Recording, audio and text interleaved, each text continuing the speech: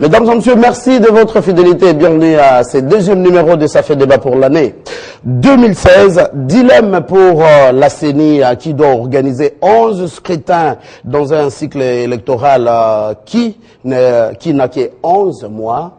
Alors, qu'est-ce qui va se passer? Élection, les conditions de la CENI. Ça fait débat dans votre émission. Et puis, dialogue vers une transition. Il est dit que les membres de l'opposition politique, bien sûr, une partie de l'opposition n'a pas peur de dialoguer, mais ils craignent que l'issue de ces discussions, soit du dialogue, ne profite et ne puisse conforter que la fonction d'un seul homme, dont le chef de l'État Joseph Kabila. Dialogue vers une transition.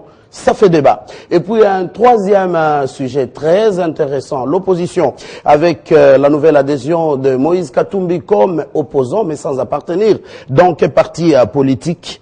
Tshisekedi, Katumbi, Kamere, la guerre de leadership au sein de l'opposition est-elle déclarée? Ça fait débat, on en parle avec des invités déjà sur ce plateau. Bienvenue Monsieur Pépin Guillaume Manjolo. Vous êtes avocat et écrivain, philosophe bien sûr, cadre de l'UNDC, parti au sein de la majorité présidentielle. Bienvenue. Merci. Et première participation, bonne année à vous. Du côté de la majorité, Albert Dieka, cadre au sein de la CCI, c'est la Convention des Congolais Unis, parti au sein de la majorité. Albert, encore une fois, merci d'être là. Moi qui vous remercie. Et face à vous, l'opposition représentée par Janvier Tchovu, cadre du MLC, point focal opposition Katanga. Merci d'être venu, Janvier Tchovu. Merci Mathieu. Il faudra changer la configuration, ce n'est plus Katanga, maintenant vous êtes du Haut-Katanga. Ça d'accord.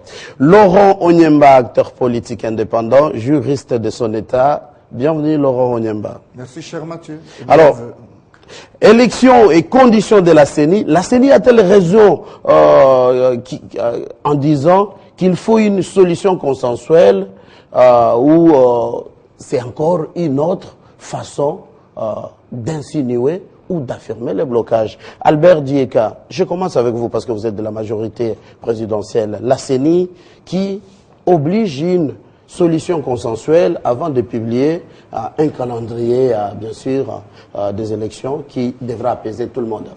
Oui, il n'est pas facile d'être dans la position de la CENI qui est pratiquement un arbitre dont les joueurs sont les acteurs politiques, versatiles comme vous le savez parce que nous sommes en Afrique. Encore, nous sommes en République démocratique du Congo où l'annonce de toutes les tenues des grands forums a toujours été caractérisée par la duplication de structures politiques, par le reniement des acteurs politiques, parce que le combat s'est fait en dehors de toutes les idéologies. Le combat se fait tout simplement sur base des individus. Écoutez, les questions qui nécessitent une réflexion sont ramenées juste à la rue et les mêmes acteurs politiques sont incapables de s'assumer pour donner les orientations qu'il faut par rapport à leur base. La CENI est en train de chercher à consulter, à contacter tout le monde. Vous savez, quand la CENI, qui est un organe technique et qui est chargé effectivement d'organiser les élections, devrait se rassurer qu'il est avec tout le monde. Il est tout le monde. Et quand il raconte par exemple les églises, et vous savez que chaque Congolais prie au moins quelque part, il va à la contre des acteurs politiques qui cherchent toujours des conciliabules entre de petits groupes. Et la CENI doit être encouragée pour obtenir des garanties auprès des joueurs qui sont des acteurs politiques, qui vont dans une guerre électorale, dans un combat démocratique, en ayant en tête qu'on ne peut pas échouer. Mais là, ça devient dangereux face si c'est une condition de la CENI, si on peut considérer de la sorte, parce que les camps du non contre les dialogues ne fait que se durcir et grandir d'ailleurs. Nous ne politisons pas la démarche de la CENI. La CENI est un organe technique qui est confronté à des difficultés. Le politique doit aider un organe technique à atterrir en douceur. Ça d'accord. Quelle lecture vous faites du côté de l'opposition, Javier Tchovu, de cette CENI qui demande, qui est d'abord consensus entre vous, acteurs politiques, avant qu'elle puisse publier un calendrier qui soit bien sûr global? Et on va encore rebondir sur quelque chose, parce que le président a bien précisé que la CENI va publier un calendrier global, mais ajoutant une phrase qui peut dépasser les délais constitutionnels. Comment vous avez accueilli le message de la CENI? D'abord, ça ne nous surprend pas. Vous savez très bien qu'en 2013, si je ne m'abuse, 2013-2014, lorsque le chef de l'État, le président Kabila, avait émis le vœu de voir nos élections s'organiser à l'indirect. Et la CENI avait pondu directement un calendrier pour nous exiger l'élection des députés provinciaux à l'indirect, une proposition qui violait l'esprit et la lettre de la Constitution. Lorsque nous avons réclamé à corps et à cri un calendrier global, la CENI nous a sorti un calendrier qui était indigeste. Aujourd'hui, c'est pas un calendrier digeste, c'est quand on vous a mis tous les scrutins. Lorsque nous avons demandé ce calendrier global, ce n'était pas pour nous fournir un calendrier irréalisable. Et vous vous rappellerez que le CENI avait listé un certain nombre de contraintes. Il appartenait au gouvernement, à l'Assemblée nationale, à répondre par rapport aux contraintes. Aujourd'hui, le processus électoral est bloqué par le vœu de la majorité. La majorité veut opposer le peuple congolais the one best way, c'est-à-dire le schéma du dialogue. Aujourd'hui, la CENI va s'illustrer encore à proposer, à nous promettre un calendrier qui va dépasser les délais constitutionnels. Mais nous disons ceci, la CENI est un organe technique. La CENI trouve ses racines dans la Constitution. Et je crois qu'ici, nous ne pouvons en aucun cas admettre qu'on nous produise un calendrier qui doit aller au-delà de la Constitution. Et nous nous posons la question, comment la CENI propose de gérer ces temps de dépassement de la Constitution. Pensez-vous que la CENI soit en mesure d'organiser les élections 11 scrutins dans 11 mois? C'est ça le problème. Voilà pourquoi nous exigeons la tripartite qui était déjà en train de se tenir, pour voir ensemble, entre nous acteurs, nous engager dans la course électorale, ce qui était important à retenir comme élection. Ce n'est pas seulement les dialogues, mais les dialogues. Nous dialoguons tous les jours. Il faut pas galvauder les termes dialogue parce qu'on est incapable de poursuivre le processus électoral qui a débuté depuis 2006. Vous êtes un peu l'opposition. Souffrez que je vous pose cette question. Souffrez que je vous pose cette question. Les centres de la question, c'est quand la CENI exige le consensus de vous, acteurs politiques. Quelle lecture vous faites? Mais écoutez, le consensus, nous devons les dégager.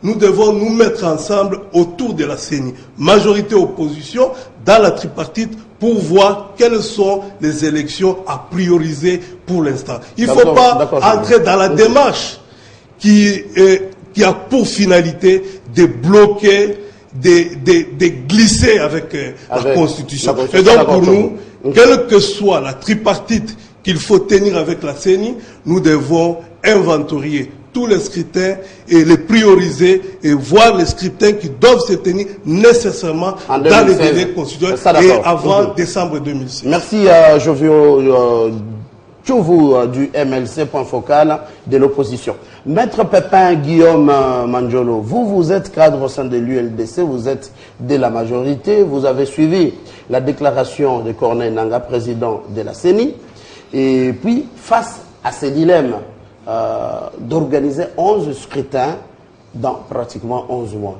Quelle lecture vous faites comme acteur politique? Merci. Au fait, c'est le bon sens même qui exige que M. Nangaa a proposé, en tant que structure technique qui doit appuyer au fait les mécanismes électoraux tels qu'il est prévu dans notre pays.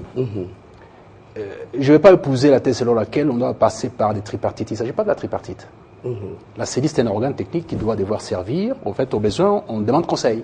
Voilà, dans cette configuration qu'on a aujourd'hui, comment est-ce qu'on peut faire pour arriver à faire des élections transparentes et tout ça, dans le délai qui répondent aux critères démocratiques et des transparences, comme je viens de dire. Mais vous avez lu aussi la loi portant organisation de la CENI, qui a pour attribution d'organiser, de publier les calendriers et tout ça. Bien entendu. Mais il ne peut pas organiser, publier sans pour autant, alors qu'on sait très bien qu'il y a déjà des retards énormes qui ont été accumulés depuis 2011 à aujourd'hui, puisque les élections concernant les parlements provinciaux et les gouverneurs n'ont jamais été réalisées qu'à ce jour, en contradiction avec la Constitution. Ce sont les compromis politiques qui ont permis à ce qu'on puisse arriver à ce type de consensus et qu'on gère les choses de cette façon-là. Jusqu'aujourd'hui, ça n'a posé problème à personne. On a géré de cette façon-là jusqu'aujourd'hui. Dans les cas du consensus national, j'ai eu à les répéter dans un autre média, où j'expliquais qu'effectivement, on ne peut pas consacrer ce texte très important qui est la Constitution, lui donner les caractères sacrés lorsqu'il s'agit d'une dimension, d'une disposition par rapport à une autre. Tout est sacré là-dedans. Si on est parvenu à un compromis par rapport à un texte, une partie du texte, certaines dispositions, ben, on peut y arriver aussi aujourd'hui. Les bons sens aujourd'hui disposent, nous guident à pouvoir penser en ces termes.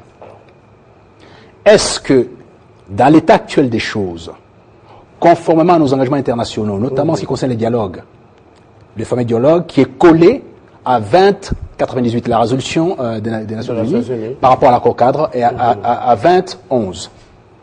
Comment on fait? Nous avons des engagements internationaux qui sont, dans une certaine mesure, un peu au-dessus de nos règles intérieures, parce que nous engageons vers l'extérieur. Là encore, vous évoquez un format du dialogue qui réclame l'UDPS et que vous ne respectez pas. Que ce soit un représentant des Nations Unies qui convoque et non le président Joseph Kabila. Non, c'est pas dit comme ça dans les textes. Non, pas du tout. C'est une mauvaise interprétation du texte. C'est pas dit comme ça. On dit simplement, on met en place des processus qui permettent à ce que les gens puissent se parler. C'est ça, il s'agit de ça.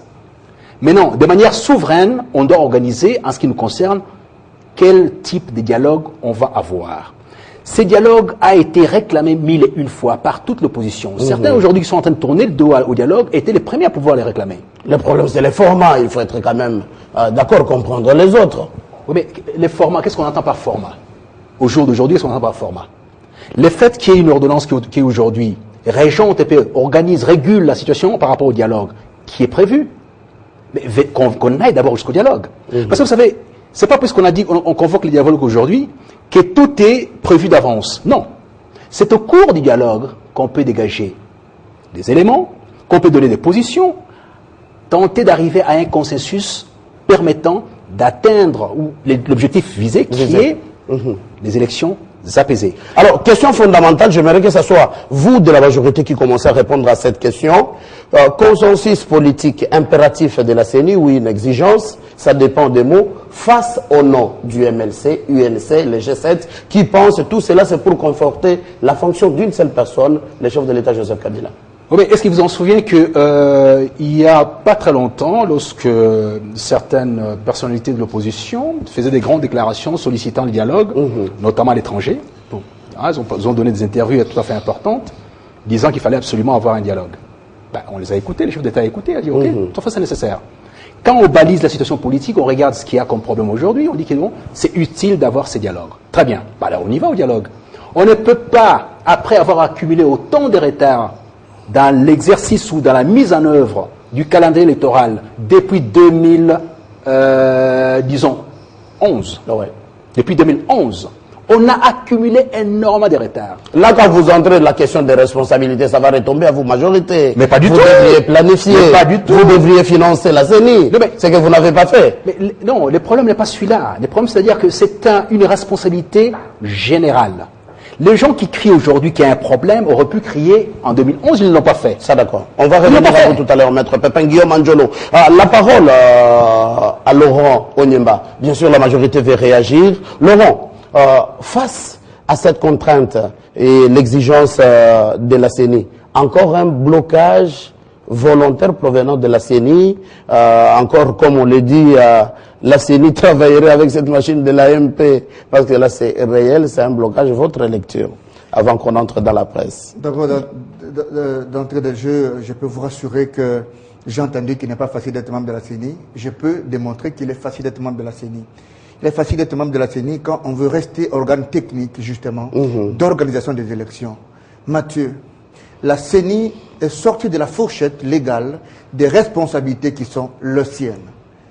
Je vais poser la question ici. J'ai un autre confrère avocat qui est sur le plateau. Est-ce qu'on peut nous donner la disposition légale qui justifie les consultations qu'a fait aujourd'hui M. Corneille Nangaa? Et si aujourd'hui, Corneille Nangaa, faut-il une loi pour que la CENI consulte quand même? Catalogue de contraintes, le chef de l'État a, dans le même sens, organisé et convoqué le dialogue.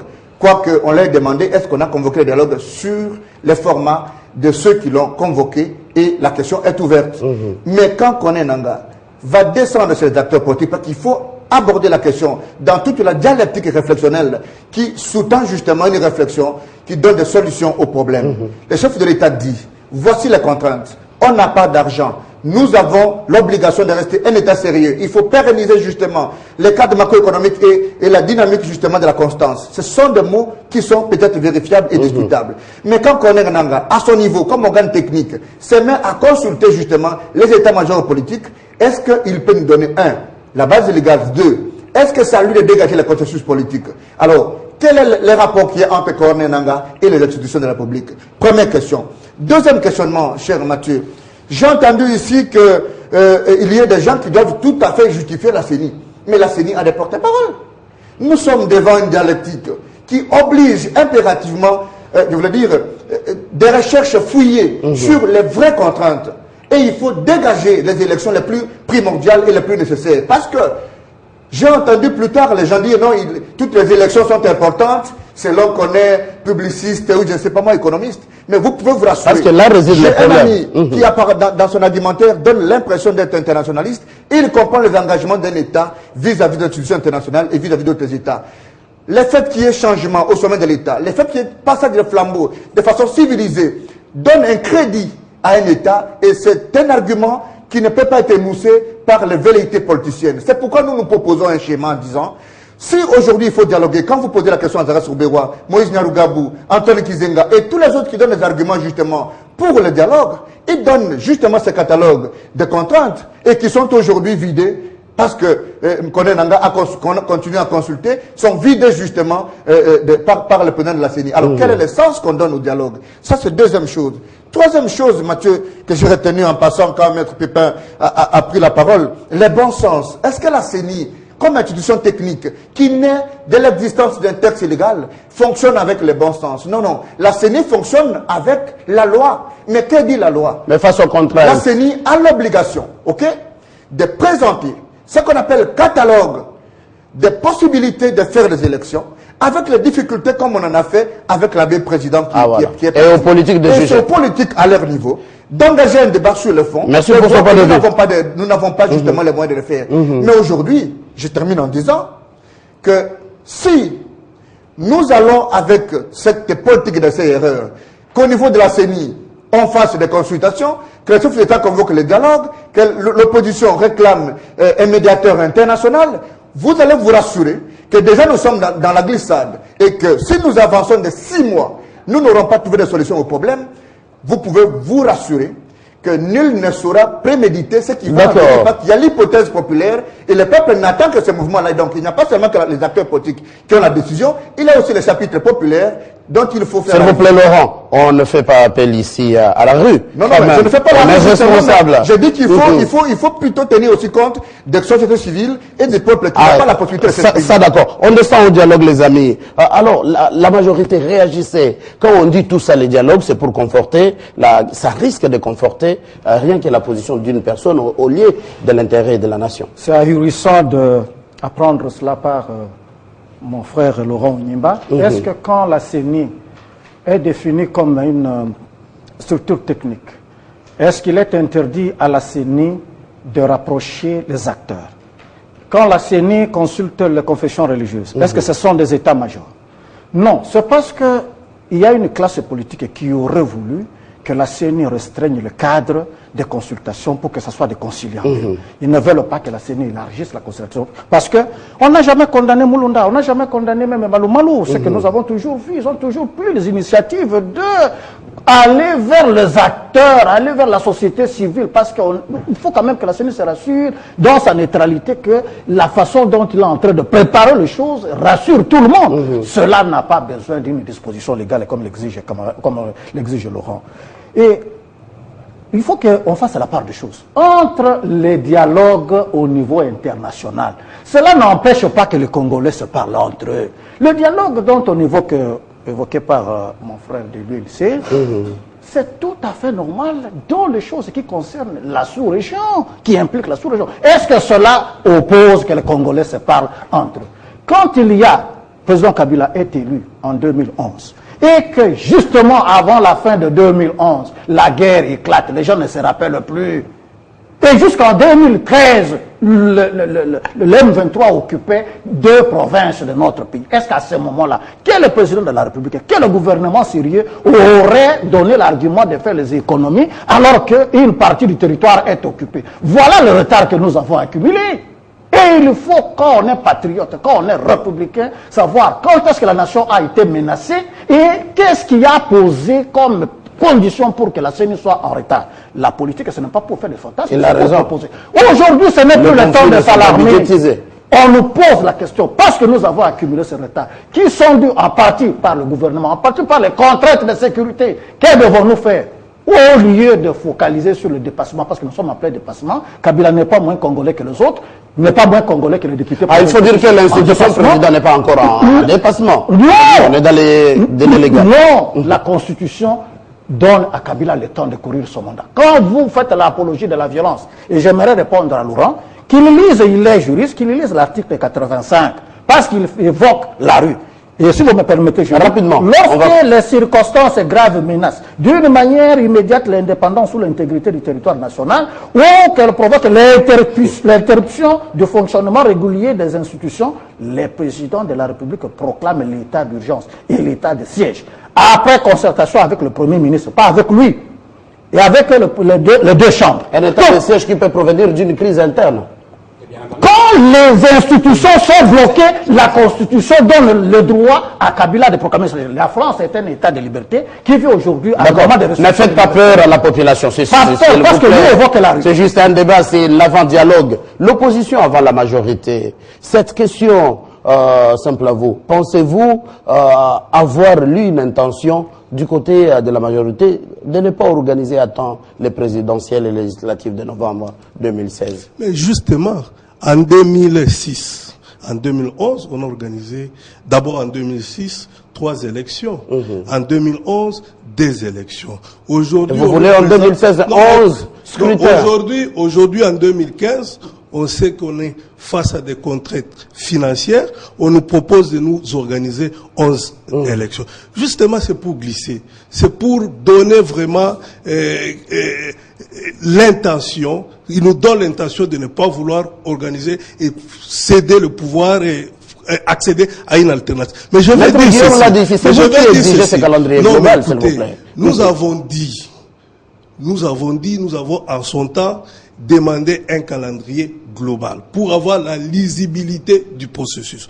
Aujourd'hui, face aux contraintes, nous devons nous mettre ensemble pour prioriser certaines élections. Et cela doit se passer au dialogue. Non, pas au dialogue. Ce n'est pas le dialogue. Vous avez dit, il y a un organe technique qui s'occupe des élections. C'est au niveau de l'organe technique, la tripartite, elle existe déjà. C'est à ce niveau que nous devons, cet organe n'a pas mandat, semble-t-il, de consulter. Laissez-moi parler. La CENI est là. Nous devons nous retrouver autour de la CENI pour discuter des élections prioritaires à organiser. Quand on nous parle ici de problèmes de guerre en 2011, en 2012, et l'occupation du M23, mais j'ai comme l'impression que ce gouvernement n'a pas un responsable. Parce que en aucun jour nous avons vu le Premier ministre expliquer tous ces problèmes à la population. On est là en train de tuer nos frères de Béni. Le Premier ministre, qui est chef du gouvernement, ne prend aucune position. Il est là dans son fauteuil pour nous parler de la stabilité du cadre macroéconomique, de la croissance économique, ce qui n'intéresse pas le peuple congolais. Le dialogue pour le peuple congolais, il n'est pas constitutionnel. Pour nous, ce qui est important, c'est de respecter la Constitution. Aimer le Congo aujourd'hui, c'est de rester dans les délais constitutionnels. Il ne faut pas déplacer les débats. Il faut pas, je chute par là, il ne faut pas déplacer les débats. Le problème politique doit trouver des solutions entre nous politiques. Il ne faut pas aller dans des communes, prendre des mamans de marché, prendre des motards, faire des effets d'éclat pour dire dialogue. Non, nous devons dialoguer entre nous pour trouver des solutions. Mais ici, nous disons aucun dialogue. Non, nous ne sommes pas pour le dialogue. Parce que le dialogue aujourd'hui, c'est prêter les béquilles à nos amis pour glisser. Pour nous, c'est le respect de la Constitution, rien que ça. D'accord, Maître Guillaume. Vous allez revenir sur les commentaires des autres. Mais il y a une question spécifique à vous parce que vous êtes de la majorité. Après Nemwanda Nsemi, selon le groupe de l'honorable Steve Mbikaï, qui se base sur une phrase de Corneille Nangaa selon laquelle les calendriers qu'il s'apprête à publier dépasseraient un tout petit peu du délai constitutionnel. On va vers une transition non encore officialisée ou comment? Non, monsieur Mathieu, jugeons sur pièce. Jugeons pas sur les prétentions, les allégations des uns et des autres. Jugeons sur pièce. Est-ce que monsieur Nangaa a besoin d'apporter un calendrier d'apposer sur la table? Jusque-là, non. Non. Bah, voilà. En attendant, si jamais il propose ce calendrier, on en parlera. Pour l'instant, c'est pas le cas. Une phrase ballon d'essai, juste. Non, non, on peut pas dire ça. On peut pas dire ça. Non, on peut pas dire ça. Il est dans les consultations. Puisque j'entends des discours un peu paradoxal, hein, un discours paradoxal qui est en train d'être ici et là. J'ai suivi un ping-pong entre les confrères qui lancent une chose et qui reprend la chose en question et qui est reprise par ici et contredite en même temps. C'est-à-dire que vous allez me relever en disant vous êtes en train de vous contredire vous-même. Oui, on veut le dialogue entre politiques et en même temps on veut la tripartite avec la CENI et puis non, là on veut pas la CENI. Bah, ça fait trop de choses à la fois. On veut la CENI, on veut pas la CENI. Bien. La CENI est là pour pouvoir expliquer aux uns et aux autres les difficultés de mettre en œuvre dans un certain délai comment dirais-je, les scrutins prévus. La somme des scrutins prévus n'est pas réalisable dans les délais des 11 mois. Ça n'est pas possible. D'où il faut des élections prioritaires. Donc, là, vous allez rejoindre l'opposition. Non, j'ai pas dit ça. Non, il n'y a pas d'élection prioritaire. Nous avons mis de côté la vie quotidienne locale. Vous savez, vous à Kinshasa, puisque bon, moi je suis plus extérieur, plutôt provincial, parce que ma base légale, ma base normale, c'est la province. Vous ne vous souciez pas de la province, en fait. La gestion de la province, la gestion des localités, des secteurs, tout ça, des territoires, ce n'est pas votre problème. On vous reposera la question, pourquoi vous n'avez pas fait ça en 2006? Oui, mais est-ce qu'on était seul? Pourquoi seulement ces grands soucis en 2007? On aurait pu le faire un peu plus tôt, mais simplement, il y a eu des contraintes qui n'ont pas permis de pouvoir faire ça. Aujourd'hui, on doit prendre ça en considération. La démocratie est d'abord locale. Elle monte vers les sommets. Vous voulez gérer tout à partir du sommet, et ça ne marche pas. Ça ne marche pas. Lorsque j'ai parlé de l'aspect international, parce que j'ai quand même eu l'opportunité de participer aux négociations, notamment en ce qui concerne, puisque j'accompagne le ministre Raymond Tshibanda dans les cadres-là, et par rapport au M23, mais les souffrances endurées par la population congolaise, vous ne pouvez même pas vous imaginer. On ne peut pas venir faire des prétentions sur les plateaux de télévision, dire que bon, il suffit de faire ceci, il suffit de faire ces lives, il suffisait de faire ceci, cela et tout ça. Non, c'est pas vrai. Rutshuru était entre les mains de qui? Est-ce que savez-vous à un moment donné que certaines communautés ont déclaré qu'il fallait découper Rutshuru et donner l'administration de Rutshuru pendant 5 ans à une certaine communauté? Est-ce que vous savez ça? Mais on a dû bloquer les chefs d'État à travailler pour que ça ne puisse pas advenir en RDC. Est-ce que vous imaginez que l'unité dont on parle, c'est illustre pour vous, pour la plupart des gens à Kinshasa? Je vous pose cette question. Oui, mais non, pensez-vous que cette thèse que vous venez de donner, ça vous donne raison de dire au peuple congolais, il n'y aura pas élection en 2016? Vous savez, les gens qui ont vécu le plus de souffrances dans la partie est du pays ne comprennent pas que vous ayez des discussions en omettant totalement ces difficultés de la partie Est. Ça, d'accord. La RDC n'est pas seulement Kinshasa, s'il vous plaît. Un jour, si on continue à nous amuser de cette façon-là, tout ça, on perdra la partie Est, on aura juste nos yeux pour pleurer. Vous savez, on est dans, quand on fait un peu là, on regarde la jurisprudence internationale, on découvre que certaines personnes se sont installées au niveau du Kosovo, en Serbie, et au bout de 50 ans, ces gens se sont déclarés que ces morceaux de terre leur appartenaient. Et puis, ça a été sanctionné par une règle quasi positive. On leur donne cette terre-là. Et vous imaginez que la RDC peut échapper à ça? Lorsqu'on dit non à la balkanisation, vous pensez que ça va se passer de quelle façon? Qu'on oublie, qu'on omette un peu de jouer avec l'essence de l'État, l'essence élevée de l'État, avec nos prérogatives personnelles, individuelles, nos besoins individuels et tout ça. Attention, vous n'avez pas répondu à ma question. Je vais y revenir. Quand on dit dépasser un peu les délais constitutionnels, Nemwanda Nsemi, la transition, Steve Mbikaï, la transition pilotée par l'opposition, non officiellement, on va vers une transition. Monsieur Mathieu, arrêtons les allégations liées sur un vide illusoire. Revenons aux faits précis. Quand vous dites tel document est déposé sur la table, dit ceci, cela et tout ça, est-ce que nous pouvons nous convenir là-dessus? Oui ou non? D'accord, là on discute. On est en politique et des choses sérieuses. On n'est pas dans les registres burlesques. Pour parler de spéculation. Oui, on est dans la spéculation. Non, là, ce qu'on appelle, je fais un recoupement des mots de vous, acteurs politiques. Je clôture là-dessus, je vous remets la parole, comme ça vous allez la distribuer. Tout simplement, j'insiste pour qu'on puisse sortir du burlesque, qu'on revienne à la raison, au sens élevé de la politique. l'organe de la gestion des élections est en train de consulter pour démontrer aux uns et aux autres les difficultés inhérentes à la mise en œuvre d'un calendrier aussi serré. Bien. Lorsqu'ils ont terminé de pouvoir démontrer ça, tout ça, il vous appartient, vous, politiques, en âme et conscience, en toute responsabilité, vous asseyez autour d'une table. Voilà ce qu'on nous présente par l'organe, par l'organe concerné. Oui. Alors, partant de là, on fait comment? Discuter maintenant. Quelle est votre position? Comment est-ce qu'on fait? Alors, on va parler dans le cadre du dialogue. Vous savez, ça ne s'était après combien de temps? On a eu la solution. On croyait que les gens laissaient tout le monde avait les armes en main. Mais on dit pas comme aujourd'hui. Qui a juste conforté encore une personne. 1+4. Est-ce que Sainte Cité a conforté une personne? Non. Sainte Cité a conforté. Ça calmait les belligérants. Mais ça calmait les belligérants. Tout le monde a déposé les armes, a commencé à manger. On a fait un gouvernement d'union nationale et tout ça. Les gens ont travaillé ensemble. On a été aux élections et on a voulu les interrompre à un moment donné, mais ça n'a pas marché parce que les gens disent non, écoutez, vous avez perdu. Admettez. Et puis ils étaient, on a vu la configuration de l'Assemblée nationale était tout à fait représentative. Aujourd'hui, on a au Sénat quelqu'un Ma question, voilà. Avant que je donne la parole à d'autres. Oui. On va vers une transition non officiellement déclarée. Alors, vous êtes de la majorité. Vous allez parler tout à l'heure. Cette question, la majorité,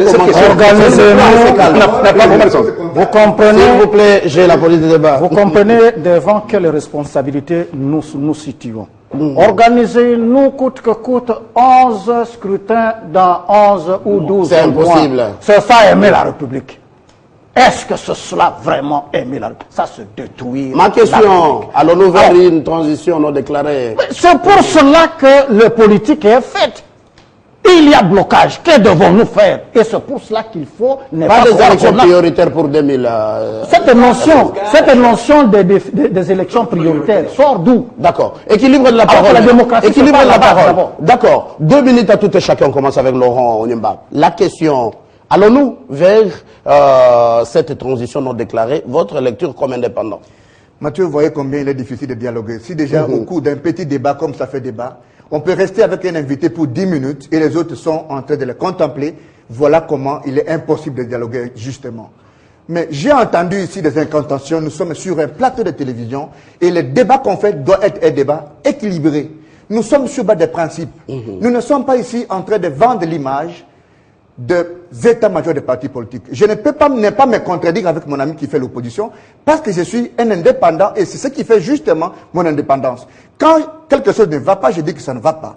Quand ça va, je dis que ça va. Je dis ici qu'il faut qu'on me réponde.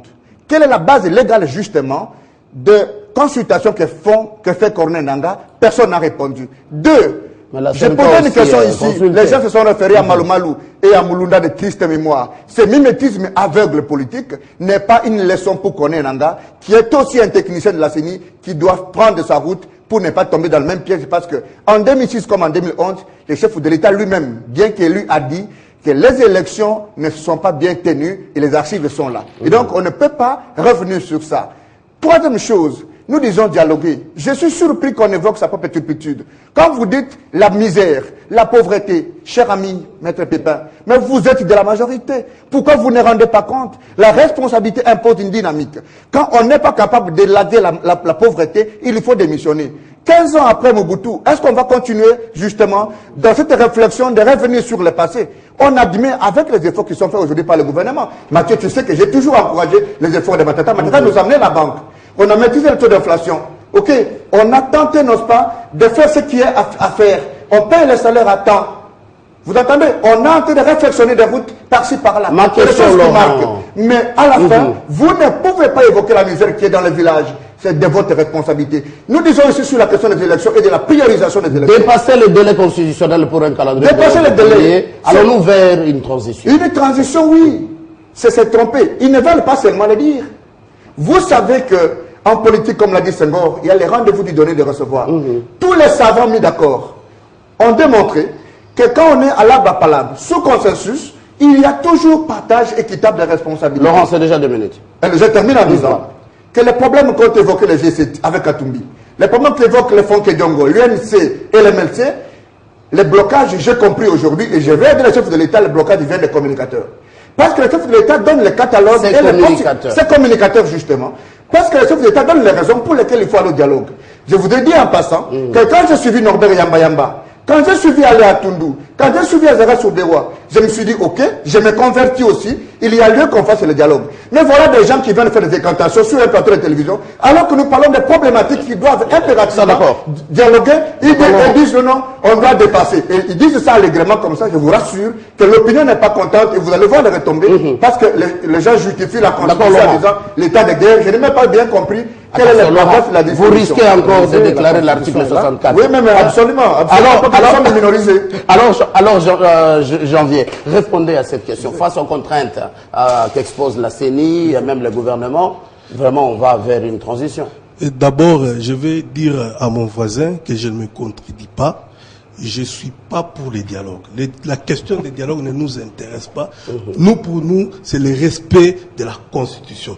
Nous sommes pour le pourparler technique avec la CENI, au niveau de la CENI, mais pas un dialogue qui réunit la classe politique pour assassiner notre jeune démocratie.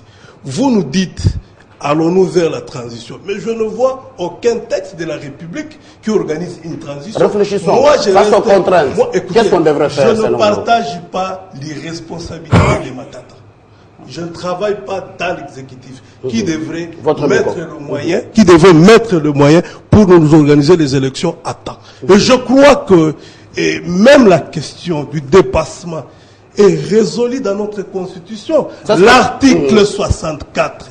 Dans son deuxième alinéa, lorsque l'on va au-delà du délai constitutionnel, lorsqu'on va au-delà de 5 ans, et donc on renverse les régimes constitutionnels. Voilà là. Mais voilà ça apparaît le pouvoir. Voilà. Mais écoutez, lorsque je vous explique que lorsqu'on ne respecte pas la Constitution, on renverse, parce que notre régime aujourd'hui nous organise les modalités d'exercice et de plus de pouvoir. C'est clair. Il faut lire l'alinéa 2, s'il vous plaît. Oui. Alinéa 2. Article 64. Oui. Toute tentative de renversement du régime constitutionnel constitue une infraction prescrite contre la nation et l'État. Elle est punie conformément à la loi. Mais lorsqu'on n'organise pas les élections, on passe dans une transition qui n'est pas inscrite dans la Constitution, on renverse le régime constitutionnel. Voilà, l'infraction est là. Et donc, je vais rassurer au peuple congolais. Je rassure là au peuple congolais, soyez là. Soyez vigilants. Nous allons faire c'est le message de l'opposition. Nous allons faire échec. D'accord, Janvier Tchobo. D'accord, Janvier Tchobo. Donc, pour nous, il n'y a pas de transition. C'est normal. Il n'y a pas de transition. D'accord, s'il vous plaît, Janvier. Organisé par le texte et loi de la République. D'accord. La dernière thématique, on a beaucoup parlé. Chacun a 1 minute et demie. On respecte les timings et les téléspectateurs. Puis, on conclut l'émission. C'est Moïse Katumbi, d'après ces sites très lus en République démocratique du Congo, Jeune Afrique en ligne, qui s'est converti dans l'opposition sans être membre d'aucun parti politique. Alors, entre Moïse Katumbi, Vital Kamerhe, les Tshisekedi et beaucoup d'opposants, est-ce que selon vous, la guerre du leadership de l'opposition serait déclarée rapidement en 1 minute et demie? Je crois sincèrement que les lignes sont en train de bouger. On nous a présenté l'épouvantail des G7. Aujourd'hui, on parle moins en moins de G7. Le mentor qui était présenté comme le conducteur d'un navire à chevauchement, aujourd'hui, il a même peur de se trouver dans l'ombrage de xénophobistes comme le Kyungu. Aujourd'hui, il a adhéré à titre individuel à un autre regroupement politique. Nous, au niveau de la majorité, on comprend que certains leaders, entre guillemets, commencent à s'égarer. Et c'est ça que je ne veux pas le citer parce que peut-être qu'il adhère à titre individuel pour venir acheter les consciences dans le regroupement qui l'intéresse aujourd'hui. Je suis content de dire c'est de l'éternel recommencement congolais. Où à la veille des enjeux importants, il y a des reniements, il y a des gens qui cherchent à naviguer de n'importe quelle manière. Je ne vois pas en cela un événement. Parce que c'est quand il a pris l'option de créer le G7, comme on l'a entendu, les gens, même l'autre ici nous a présenté, le G7 vient, c'est la redécomposition de l'équation politique. Aujourd'hui, c'est le plus en vue qui sort, et qui est dans un autre regroupement. Je trouve que seul, tout simplement, D'accord. de l'ambition des Non-événement selon vous. Et la majorité doit rester Laurent, confortable. rapidement. Guerre de leadership au sein de l'opposition. D'abord, M. Albert Djeka m'a cité, comme quoi j'ai dit que dans tout le comment je ne suis pas en train de représenter un parti politique, je parle comme indépendant et je ne tombe pas dans ces jeux-là, dans ces panneaux. Moi, j'ai fait une analyse et ce que vous avez demandé, vous n'avez pas demandé ici le point de vue d'une quelconque majorité. Pour moi, je l'avais dit en son temps que le départ du G7 va récomposer justement la majorité présidentielle. Et aujourd'hui, si le chef de l'État m'écoute, il a l'obligation politique de réformer sa majorité parce qu'il y a des gens qui ne sont pas en mauvaise posture. Les jours où ils n'ont pas de responsabilité, ils vont quitter la majorité et ils deviennent de l'opposition. Visiter notre histoire, il y en a qui ont fait ces brouillades pendant plus de 5 décennies. Et donc, le chef de l'État, beaucoup de gens qui sont avec vous ne sont plus avec vous. Quand vous parlez leadership, de guerre de leadership, il n'y a pas de guerre de leadership jusqu'aujourd'hui. Au sein de l'opposition. Au sein de l'opposition. Vous avez vu que les opposants continuent à parler justement d'un consensus pour un candidat unique. Nous les regardons en distance. Mais je pense que le plus en vue aujourd'hui sera Moïse Katumbi. Pourquoi je le dis? Parce que le consensus s'est déclaré entre Katumbi et Kamere et qu'ils peuvent se mettre toujours d'accord. Quand vous citez Tshisekedi, je ne sais pas. Tshisekedi a accepté d'aller au dialogue. Est-ce que vous pensez que la récomposition justement de l'opposition après le dialogue sera la même qu'avant le dialogue? Mais aussi, il est vieux. Il n'y a que dans notre pays qu'on ne prend pas de retraite en politique. Écoutez, pour moi, le débat va se jouer justement autour de Katumbi et du G7. Encore qu'en politique, il y a toujours les X, comme dans la formule de Delta. Pour moi, je termine en disant, cher Mathieu, le plus important, c'est le peuple congolais. Les recompositions des politiciens ne changent rien sur la misère. Il faut des réformes. Il faut que les qui gouvernent comprennent que le Congo a besoin de développement et les vérités des politiciens ne vont pas nous avancer. D'accord, Laurent. C'est fondamental. Jean-Vieux Tchouvo, vous venez du haut à Katanga. Moïse devenu opposant. Pensez-vous qu'il y aura cette guerre pour devenir leader de l'opposition? D'abord, parmi les candidats en vue, vous n'avez pas retenu le nom de mon président, candidat naturel du MLC, Jean-Pierre Bemba, à moins que les conditions injustes qui les gardent encore là continuent à les garder. Sinon, s'il est là, le MLC va se prononcer. Nous attendons le congrès. Mais l'adhésion de Moïse Katumbi, je vais dire à Albert de ne pas minimiser ça. Moïse n'est pas venu seul, Albert. Moïse est un grand leader. Il draine derrière lui des milliers et des milliers de Congolais. Moïse, son adhésion à l'opposition. Par le fait d'avoir un grand club de football ou ce n'est pas, écoutez, Moïse, ce n'est pas l'homme du football seulement. Moïse, c'est l'incarnation d'un peuple qui aspire à un changement. Aujourd'hui, je vais vous dire que l'adhésion de Moïse Katumbi à l'opposition est une assurance, non seulement pour le peuple congolais, mais aussi, non seulement pour l'opposition, mais aussi pour le peuple congolais, de la possibilité d'alternance dans ces pays. D'accord. Moïse Katumbi, son adhésion a bougé les sphères politiques aujourd'hui. Que Albert ne fasse pas l'histoire. D'accord. Katumbi n'est pas n'importe qui. Il faut compter avec lui. Et nous savons qu'avec Katumbi, en 2016, les choses vont changer. C'est l'opposition qui parle. Maître Pépin, Guillaume Manjolo, on conclut. L'opposition, guerre de leadership. Non, merci, mais je vous fais remarquer, M. Mathieu, que vous avez sauté un tour. Je me suis tu, vous avez fait les tours, vous êtes revenu au deuxième tour, j'ai pas pris la parole, oui, sans moi. Ah, c'est pas une discrimination, d'accord. Ben voilà, donc au moins on ne peut pas prendre ça comme étant... D'accord. Mais oui, confrère. La prochaine non, fois. mais simplement, il faut être sérieux. La conséquence normale de la sortie tonitruante de M. Katumbi, c'était d'arriver à ça. Bon, il est fait. Il n'y a pas d'événement. Il n'y a rien. Il n'y a rien. Les réunions, c'est le bon sens, habituellement mis en place en RDC depuis un certain temps. On ne découvre rien. Il n'y a rien de spécial là-dedans. On verra la suite et tout. Bon, maintenant, en ce qui concerne le leadership. La leadership, vous citez les gens dont on n'a pas vu jusqu'aujourd'hui. Vous avez peur de cette opposition qui se recompose de plus en plus forte? Monsieur Mathieu, j'ai répété sur notre chaîne, j'ai regardé, je suis même passé à côté à Sainte-Thérèse, 50 partis politiques, dont ceux qui venaient de citer là, étaient présents. Sur une population d'à peu près 5 millions d'habitants, il y a eu 2000 personnes. Alors je ne sais pas comment vous mesurez, la popularité de ces gens-là. Je ne vois pas. La seule personne jusqu'aujourd'hui, même dans sa chaise roulante, qui, quand elle part de l'aéroport et tout ça, draine du monde, c'est M. Tshisekedi. Jusqu'à preuve du contraire, c'est ça la situation. Et c'est les partenaires qui, aujourd'hui, veulent offrir ses bons offices pour qu'on puisse discuter avec lui dans le cadre du dialogue. Parce qu'il a conscience de ça. C'est un homme de paix quelque part, même si, de temps en temps, il peut tourner, changer de position et tout ça, mais c'est quand même un homme de paix. Hein, il veut discuter. C'est un leader qui est connu en tant que tel. Nous avons été nourris un peu aux mamelles de l'UDPS à un certain moment. Donc, on sait très bien qu'on a affaire à quelqu'un qui, le sérieux du dialogue, il connaît. C'est avec vous qu'on va... Je vais clôturer là-dessus, parce que bon, j'ai eu l'opportunité... on est en direct. On est en direct, s'il vous plaît. Bon, Souffrez, je suis obligé de vous adresser la parole. S'il vous plaît. S'il vous plaît, on va récupérer le vendredi qui vient Maître Pépin Guillaume Mandiolo, cadre au sein de l'ULDC, parti au sein de la majorité, avocat, écrivain, philosophe, Laurent Onyemba, acteur politique indépendant, Albert Dieka, cadre au sein de la CCI majorité, Janvier Tchouvou, cadre du MLC, venu du Haut-Katanga. Mesdames et messieurs, merci de votre fidélité. Très bonne continuation sur votre chaîne.